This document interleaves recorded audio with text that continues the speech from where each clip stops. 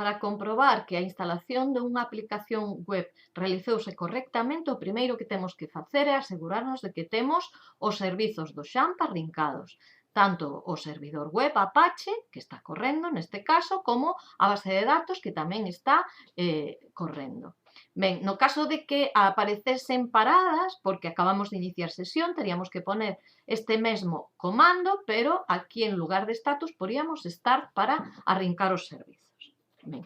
Logo, dentro do Cartafol apps ubicado en opt-lamp, hai que ter unha carpeta de instalación por cada unha das aplicacións web que teñamos instaladas. Se facemos un ls, vemos que aquí neste sistema hai instalado un Drupal e un Moodle. Imos comprobar o Moodle. Imos a este directorio e o primeiro que imos facer é revisar o ficheiro de configuración desta aplicación, que se ubica en htdocs e se chama config.php.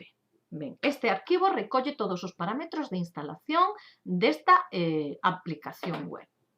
Como vemos, temos o tipo de base de datos, que é unha MariaDB, temos o nome da base de datos, que é o Bitnami Moodle, o nome do usuario da base de datos.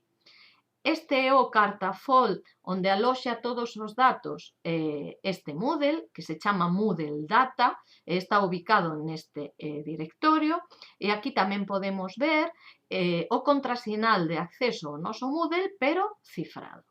Se imos ao navegador e poñemos localhost phpMyAdmin, en bases de datos poderemos ver o Bitnami Moodle, que era a base de datos desta aplicación Moodle. Ben, para acceder á aplicación, poremos localhost barra e o nome do cartafol de instalación, neste caso Moodle. Moodle. E arrincará a páxina principal da aplicación web. Iniciaremos sesión co usuario que nos solicitou na instalación. Ollo, se non solicita un usuario, o usuario será o do inicio de sesión. E o contrasinal tamén será o solicitado na instalación. E xa estamos dentro do Moodle, polo tanto, a instalación desta aplicación web foi correcta.